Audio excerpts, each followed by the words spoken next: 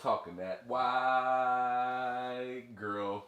You gonna stop acting like people killing you when it's time to change you. You the one be shitting. But when you got a meaty booty like me, I don't think even pregnancy can mess that up. Ugh. All right, you ready? And when you get on, they leave you for a white girl. Was that funny? Yeah. Come on, man. I tried to save it for you. Me and your mom about to do the nasty tonight. Mm-hmm. He didn't get any condoms, so. We don't use condoms. What? Oh, no, you must be trying to have another kid. Because I don't get my birth control stuff until next week. Yeah. This upcoming week. All right. Come on, get close. Dang, leave him alone. I want some of this blanket shit. Damn. We a family. Give me some. We family, right? Stop screaming shit. We family, right? You be doing too much. Like when you smacked my booty the other day. Get closer. Junior, tell your mom you gonna blow our son's fucking ears out. No, his ears are strong. Stop. All right, come on, get closer. Are you ready? Yeah, you got a little booger in your eye. For real? Over there. Stop doing that. Trifling shit. All right, you ready? You already, you were recording? Trifling. Hey, y'all. We're back with another video. Young Earl, old Earl, and his mother and I. And today we wanted to talk about, or not talk about, we want to give you guys an update. A 2-week postpartum update, right? 13 days, but. Yeah, 13 days, but almost 14 days. Almost 2 weeks. I think this is important. She was saying this morning that like she wants to talk about things that include both of us, but I like talking about things that offer value to people. And this is like an idea I thought of this morning that I feel like I thought we want to talk. I wanted us to talk about. When I read about postpartum, this is like more than a few months ago. You know, on your My Chart. You have like a My Chart that your midwife gives you, and it's like articles and just different helpful. Nobody want to hear that. Got rappers and shit. Well, first of all, he's saying My Chart is what your midwife gives you. No, it's not. You give my. Stop! Think you made me drop one of my gushers? No, you have access to mid chart or. Junior, yeah. she's disrupting. Where's this binky at? My Chart. Any doctor's appointment, any medical stuff. Yeah. Nah, so on the My Chart, it had like an article, and it was talking about postpartum. And from that article I read more about postpartum, and they were saying how usually a woman, it like postpartum hits within 6 to 8 weeks of after delivering a baby. And they say it usually goes away when a woman's body returns to their natural body before they got pregnant, right? But they also said postpartum goes in 3 stages. I'm not gonna mention both stages, but both are one of the 3 stages. It has 3 stages, but it said it usually hits anywhere between 6 and 8 weeks after birth. And they also said something that I was kind of like shocked by. They said postpartum can hit later on. So it can be 6 months, 8 months, even a year down the line, and you can hit it. So I was like, being that we had him, it's almost been like 2 weeks since we had him, right? Mm-hmm. I was like, let's talk about that because based on my observation, I feel like she's been great. Now, maybe I'm speaking too early, but they also said like, your snapback also has a lot to do with whether or not you hit it, meaning like how fast your body returns to your old body before you got pregnant, and just observing her and seeing how her body is reacting and seeing how she's healing, seeing how easy, not really easy, but how seamless the pregnancy was. I really feel like she's doing good, and I thought we can share how she's doing, how she's out of her mouth, right? How she's doing, and maybe she can give you other women advice on, things that you can do to avoid that, because nobody wants to be depressed. That's essentially what postpartum is depression. True. Sorry, your hair looked like it was sticky. Your hair is growing. How are you doing? That's what I'm doing.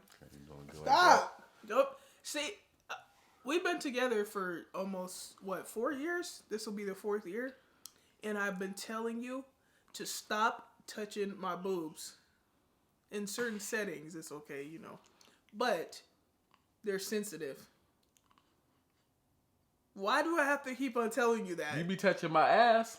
No, I have not touched your ass in a long time, and you told me to stop. So quit touching my boobs. Our baby has baby acne. I don't like it. Me neither. He's still cute, but yeah, he has a little acne. They said like it's normal, and sometimes it comes from like people kissing. They don't say that. Yes, that's. I read an article. And it didn't say nothing about the baby being kissed. It actually said it said something about hormones and that baby acne is normal. Yeah. Like changing hormones, but maybe it could be from the kisses, but. Just in case you guys are kissing your baby a lot on the cheeks, don't just kiss him on the head or something. That's what I do. In his hair, yeah, I kiss him on his hair, but yeah, I think it's more so like a sanitary thing, and their skin is sensitive, and we don't know where people's lips have been. Exactly, so, definitely. Yeah. As far as me, I've been doing great. 2 weeks. Thank you.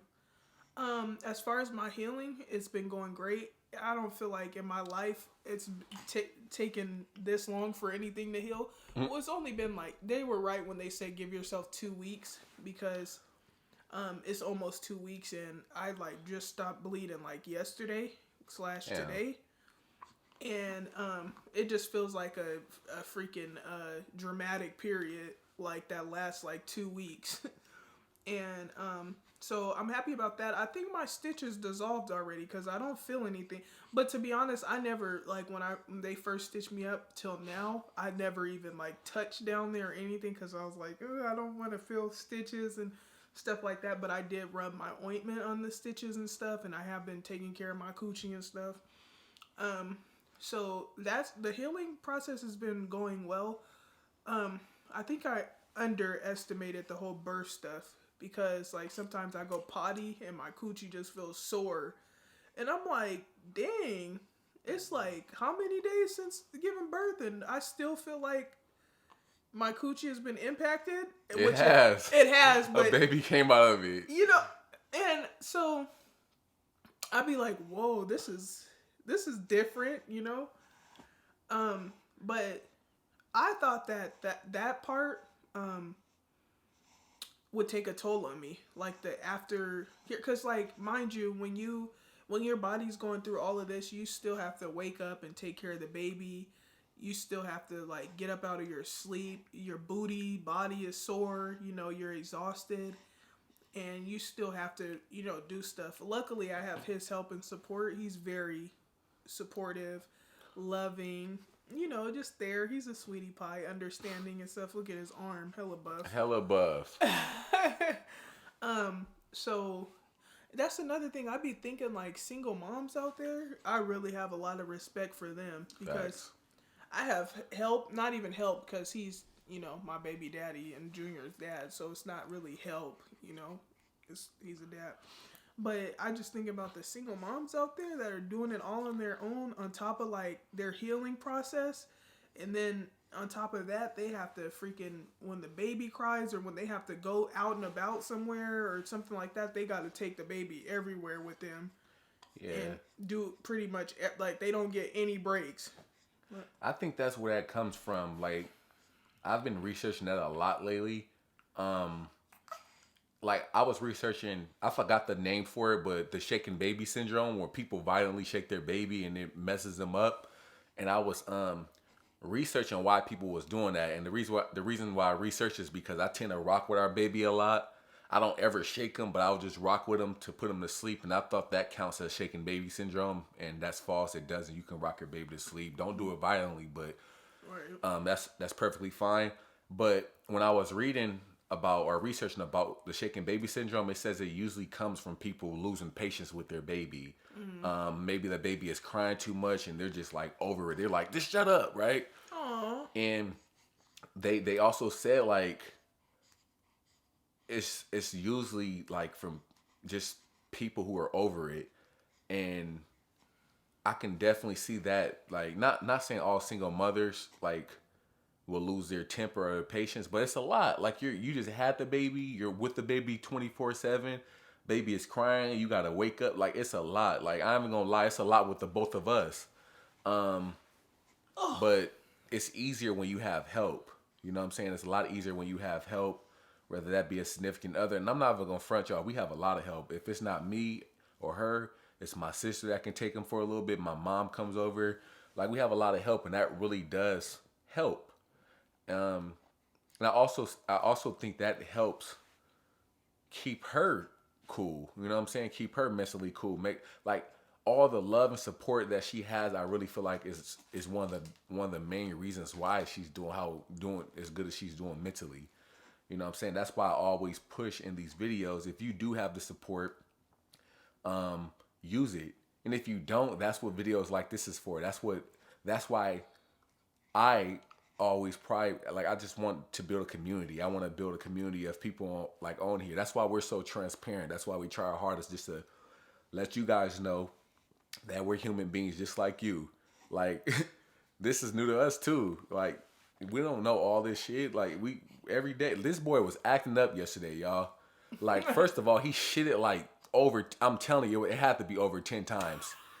Like I think we changed like it was a lot of diapers we changed. Like he was changed by her, me, my mom. Like it was a lot. Like I'd say he pooped like 7 times yesterday. It was more than 7. I think it was more. We went through a lot of diapers yesterday. Every time, excuse me. Every time we would change him yesterday, it would be a poopy diaper. Yeah, like we'll feed him. Sorry.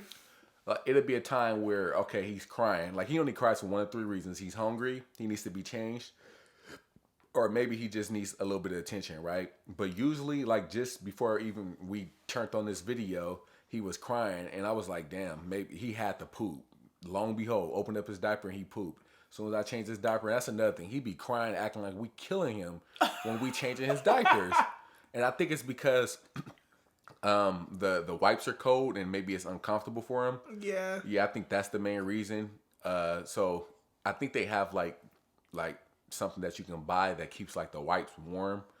So that's some game for all of the people out there who are about to have a child. Like try to keep those wipes warm because it's kind of like us. Like you ever got in the shower and you didn't know that the cold water was on, and then you turned the shit on, you jumping and doing all that, right? Yeah. That's exactly how it is with babies, especially babies because their skin is very sensitive. You know what I'm saying? Yeah. But like I was saying, I try my absolute hardest to be there for her mentally, or not even just mentally, but I do things to kind of like soothe her mentally. Aww. Like whether that's be rubbing her stomach, whether that is me rubbing her stomach, my little blubber, giving her like telling her stuff like I like your baby fat. I think you're lying. I do like it. No, I'm just kidding. Giving her more hugs.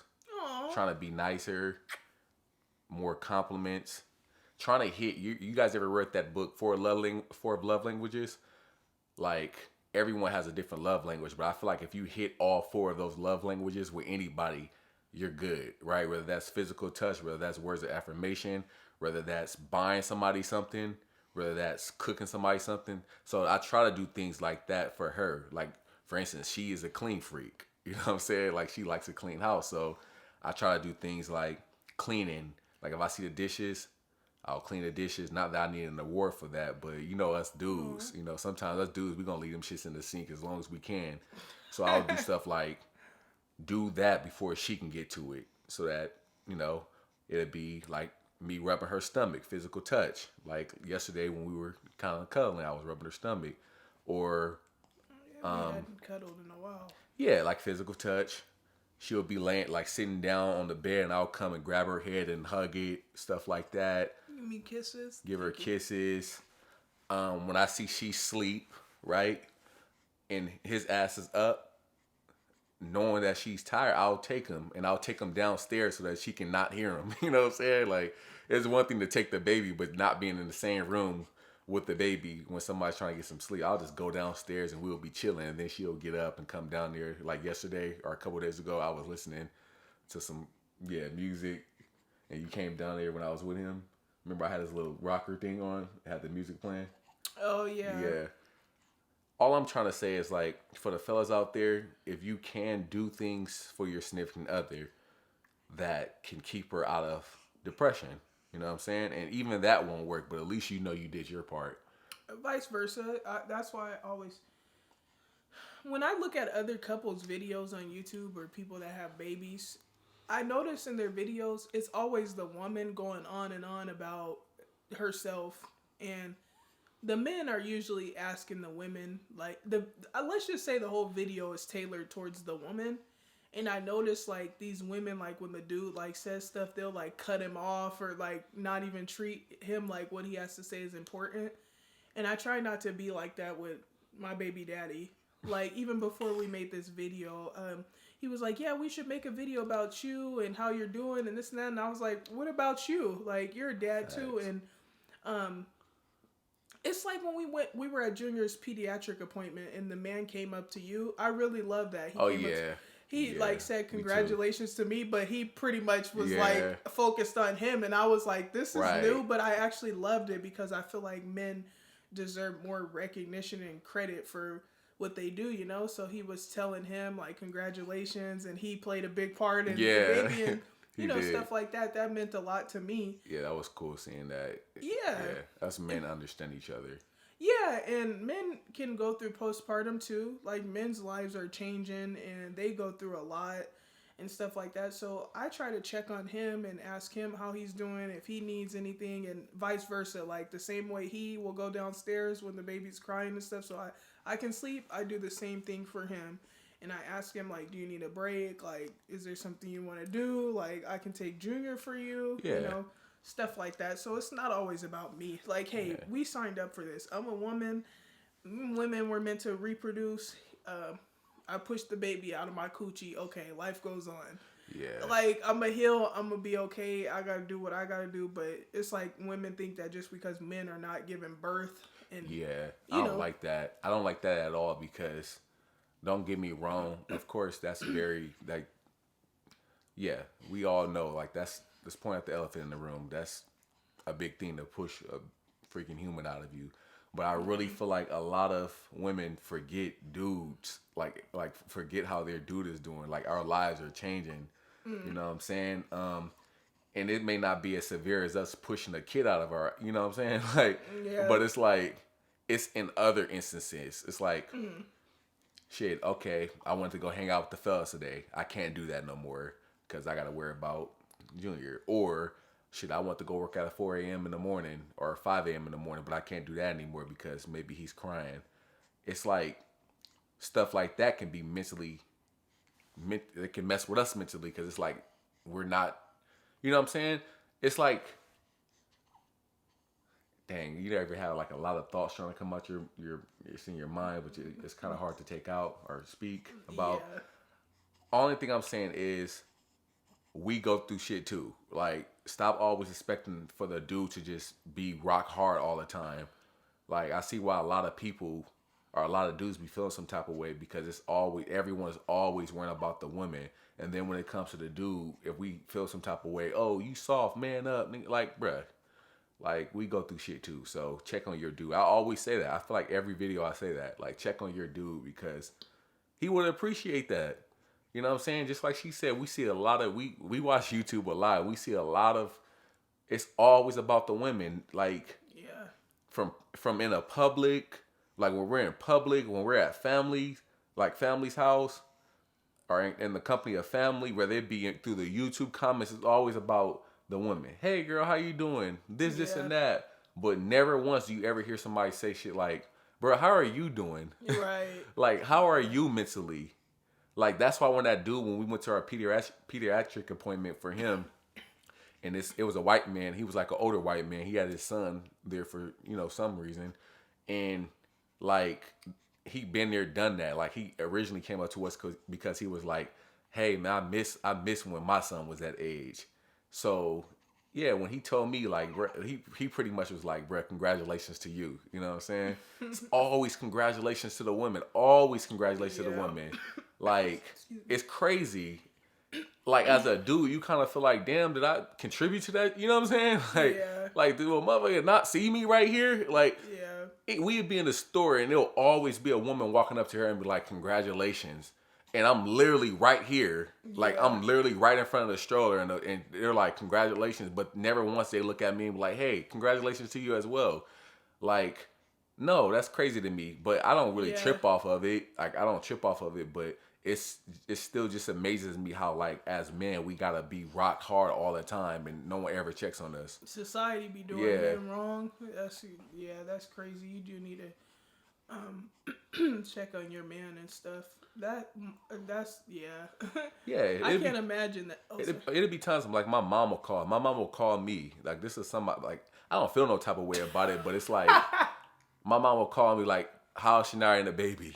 Oh. Like she still do that shit. I don't got a problem with that, but like I'd be like want to say like, damn mom, but what about your son? Like how am I doing? That's funny. She used to do that when I was pregnant too. I remember she used to text me and stuff and how are you doing and how's the baby, the pregnancy going and stuff. I remember one time I said, you talked to Mama Cox? And he was like, no, I haven't talked to her in a while. I said, really? I talk to her every day. And then people be wondering why dudes be like wanting to be in solitude, like wanting like to just distance themselves, or why they're quiet, or why they're always thinking about shit. Like, don't care now. Like, why are you acting a certain type of way? Motherfucker, I've been like this for months now, but y'all never seen it. Because it's like... That's true. Yeah. It's kind of like that concept how we were talking about how when you meet somebody in public and you're always asking them questions about themselves and they're going on and on about themselves, but they never ask you how you're doing or try to get to know your interests or anything. Like that YouTube couple I was telling you about, she was going on and on and on about herself. I'm like, dang, did you ever check on your dude and ask him how this experience has affected him or how he's doing mentally, emotionally, anything like that? I'll let him get on the game for hours because I know he needs that. Like he needs his break. He likes playing his Call of Duty. And he likes, doing his research on his phone or watching movies or whatever the case may be. So, but luckily, Junior's not a hassle. Yeah. So we can do stuff without him. He has his moments, but for the most part, we know his routine and what he likes and what he doesn't like. So when we need to, make stuff happen and stuff, we make it happen. And then if he needs to go somewhere, like he just went and got us food, like, of course, I'm staying with Junior. If I need to go make a run, if he's available, he stays with Junior, or I'll just take him somewhere, or he'll take him somewhere. Like yesterday, for my hair appointment, he was with Junior for like 4 or 5 hours. He said he was cutting up yesterday. Yeah, he was cutting up. I took him over there with his grandma. Oh. Yeah. It's I'm thinking about this part on Think Like a Man. I think it was Think Like a Man, the first one. For those who have seen the movie, y'all remember that part where, remember Taraji P. Henson's part? How she was like the boss. She was like the alpha woman. She was very successful. She had the nice car, the nice place. And then you had Michael Ealy, right? Or Michael Ealy, whatever his name is. Ealy, I think. Ealy, right? Remember him, how he was kind of like, he came from humble beginnings. He didn't have as much as she had, but he was still trying to be something. But he knew how to treat her. Remember how he was like asking her how she was doing and all that and actually being a nice guy. And then remember she went to Morris Chestnut, and Morris Chestnut was the one that had all the money. He had everything that she had, but he was all about himself. And remember when they was on that date and she just was thinking as he was talking all about himself on that date. And in the middle of him talking about himself and all of his accomplishments and all that, she was like, I'm fine. And he was like looking at her and he was like, I don't understand. And she was like, exactly. Like, you guys got to watch that part because that is the same way I be feeling sometimes. It's like you literally sitting in the presence of all these people talking about themselves and how and everything, how they doing, so on and so forth, and you just got to stop a motherfucker sometimes and be like, I'm fine. Thanks for asking. Yeah. You know what I'm saying? So it's like that, y'all. But long story short, to cap off the video, from what I see, I feel like she's doing fine, and we still have a long way to go. Like we're gonna see how that is. I'm just gonna play my part, do what I gotta do to make sure that both of them they're all right. But mainly her mentally, and I appreciate her because she also does the same with me. It's not just one way where I'm trying to make sure she's all right, but she don't care about me. You know what I'm saying? So Oh yeah, I yeah, try. I really feel like postpartum can go both ways. You don't gotta push out a baby for us to be depressed. That's all postpartum is just being like a severe case of depression, either because essentially because your life has changed, whether that be physically with your body or mentally because you know that you have, like I remember they were talking about in the article that like, You pooping? yeah, they were talking about how like um just knowing that you got a baby, a human depending on you for its survival can be daunting. You know what I'm saying? Like that can make you depressed. Like, damn, how am I about to keep this human being alive? So let me ask you guys this. They said that about women, right? In the article I read on our My Chart. Yeah, just knowing that you have this task and keeping this baby alive can be depressing. But they never said that about men in the article. Like, you don't think we feel like that? Like, bruh. Wow, that's Yeah, crazy. they only spoke in terms of women. I'm like, I'm reading this shit like, so you don't think that dudes feel like can catch a severe case of anxiety knowing that I gotta keep this human being alive? Like he be drinking milk and he be greedy. Like he be drinking milk hella fast and sometimes he be choking on the milk a little bit, just swallowing it. Like it don't be nothing crazy. But even sometimes I'll be like on the verge of catching some anxiety. Like sometimes she'll be downstairs and I'll be feeding him, or she'll be asleep and I'll be feeding him, and he'll be drinking really, really fast. And I'll take the bottle out of his mouth and he'll kind of just be like choking, but not. I'm new. Like we don't like. You know the boy ain't choking, but it's even the thought of him maybe choking and not, and like that can give you like anxiety, but Yeah.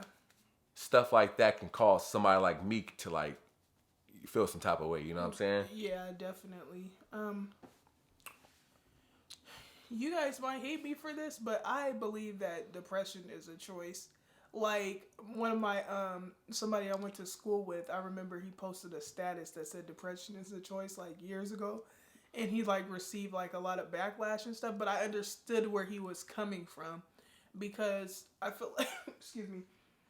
Throughout all of this, like I knew that postpartum was a possibility and still is a possibility, but I told myself that I was going to have a happy pregnancy, and I told myself that I was going to do whatever I could to make sure I didn't get to that point. And that also means tackling some things that can make you get into depression prior to giving birth.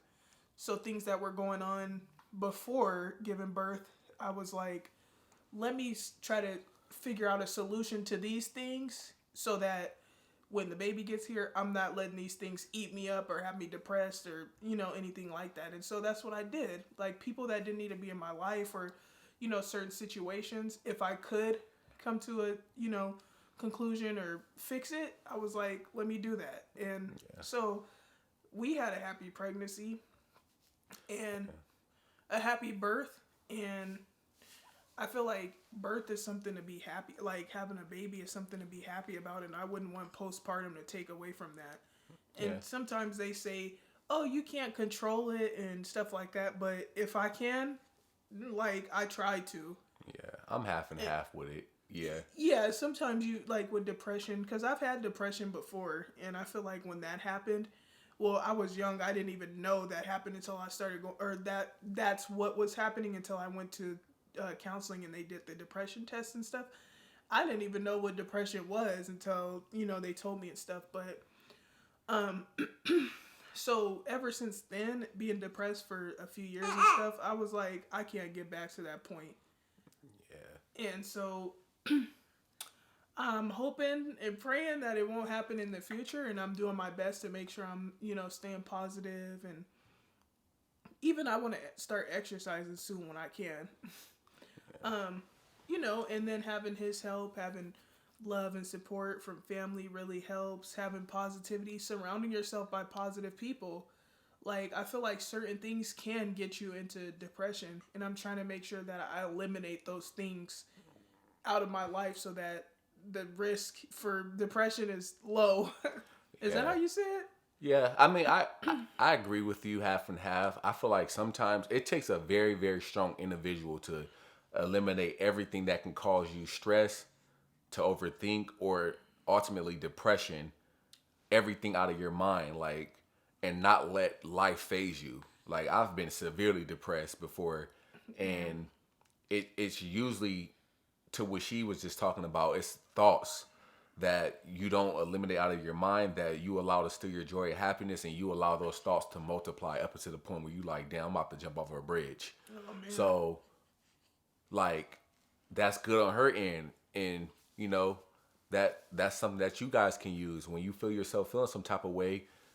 Like, for instance, I was out the other day doing Grubhub and Uber Eats, and just, you guys know what I do, right? I was making my bread for my family, and the gig economy, it goes like this. Sometimes it's cool. I can make $100 in like 2 hours, right? Sometimes I only make fucking like $25, like less than minimum wage in an hour. You know what I'm saying? It's not always like that, but it be like that. And I felt myself like, damn, bro, I gotta find something to do. Like, this ain't gonna work, which I am about to find something else to do. But the second I see myself starting to slip into that, not depression, but slip into a stage that can cause depression, I looked at my phone, and on my phone it's my screensaver. No, my screensaver is him. It's him making like this little funny face. And when I tell you guys, I instantly got happy. Like, I'm like, damn, like, why am I about to let this little small thing ruin my day when I have like this person? Like, it instantly motivated me. It's like I didn't even care anymore. I'm like, I got this person, like, it's just something that comes with having like a part of you existing in the real world, and that you can go home to. It's like you look forward to going home and seeing him make funny faces, or seeing her make funny faces, and just, like, so Right. to her point, whenever you feel like, for the men, for the women, whenever you feel yourself slipping into that depression, which can be postpartum or whatever that may be, think of happy thoughts. And a good happy thought is your child. Like, your child loves you. Like, this is somebody that knows nothing about the world, that you can literally teach everything about the world and teach him to be great, teach her to be great. And that right then and there is what makes me happy. So whenever I'm stressing, thinking about how to make some money, thinking about, maybe my goals might not be going as planned, everything, being patient, this shit's taking a lot longer than I thought it would take, I just think of happy thoughts like him, and I get happy again. You know what I'm saying? Look at this little guy. Yeah, like, look, like, how could you not get happy just looking at him? Every day he's growing. It's like you're playing a video game and you're passing a level. Like, I feel like every day we're passing a level. We're learning more as parents. We're learning. Man, I didn't even know how to swaddle before we had him. Like, wrapping the baby up and all that. I feel like I know how to do that a lot better now. The first time I changed his diaper, he pissed on me. Like, now I know how to I know how to clean him up fast. Lift his legs and put the diaper on before he even pee. All these different like, every day with him, we're passing the level, and with each level, I feel like we're becoming better parents. You know what I'm saying? So Yeah, that's true. I love waking up to him. He's such a cutie pie. yeah, he's But acting up right now. But yeah, we're doing our best to make sure that neither one of us, Neither one of us. to make sure neither one of us get into that, because I feel like there's such thing as like pre. Oh, I think he has something to say. What do you have to say? Get it off your chest. his eyes is all wide. I think there's such thing as like pre-depression too. Like, there's that phase right before you get into that deep depression where you, like, your thoughts are negative and you start like letting yourself get to that point. And sometimes I do, like, I think about certain things and I'm like, man, this sucks. Like, even your parents, because, like, I feel like your parents is like a soft spot. Like, everybody wants a relationship with their parents. Yeah. But, like, I just think about that, like, wow, my dad became a grandpa in prison. And I'm like, I wish I could it's I wish I could he could see Junior can see his grandpa, but like there's certain circumstances that are not allowing that to happen, and it sucks. Even with my relationship with my mom as well. So sometimes I think about that and I start getting like sad. I'm like, dang, but then I try to, snap out of it because I feel like that could take you to a place. So that's just an example, certain situations or certain things that, cause you to be down and stuff. So I try so hard, like just waking up to him every day just makes me happy. I'm sure he hears me. He be asleep. Junior will wake up fussing. I think he be fussing because he be pooping. Like these past few days because he sleeps on my chest. And you got something to say? He's ready for us to give him some attention. Go ahead, finish He up. gets plenty of attention. He want that bottle. He don't want no attention. Just waking up to him. Yeah. Waking up to him just makes me happy. His dad be asleep, and I'll be like, "Good morning, little guy. You're so handsome. Good morning." And I'll just be talking to him and stuff. Right? Yeah.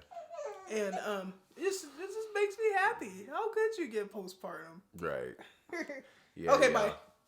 Yep. So hope you guys gain something from that. We about to get back to this boy right here, and we catch you guys in the next one. Peace out. See ya.